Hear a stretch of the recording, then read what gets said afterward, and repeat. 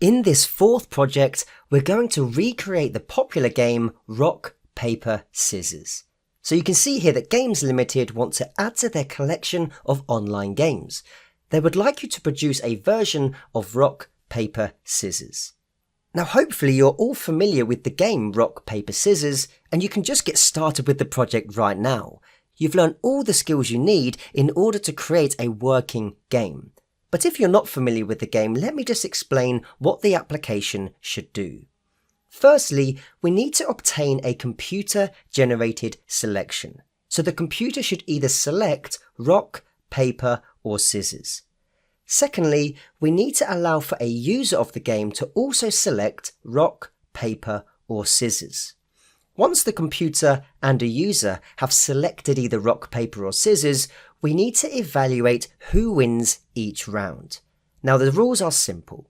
If one person picks rock and the other person picks scissors, rock smashes scissors and therefore the person who picks rock will win that round.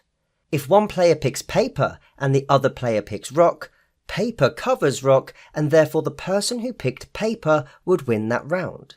And finally, if one player picks scissors and the other player picks paper, scissors cuts paper and therefore the person who picked scissors would win that round. We also need the application to keep track of who's winning the game.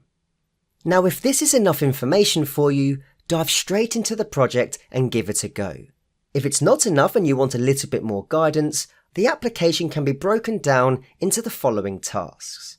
Firstly, we need to create a function that obtains the user's input.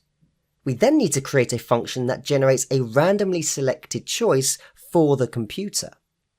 After both selections have been made, we need to determine the winner for each round and keep track of the score.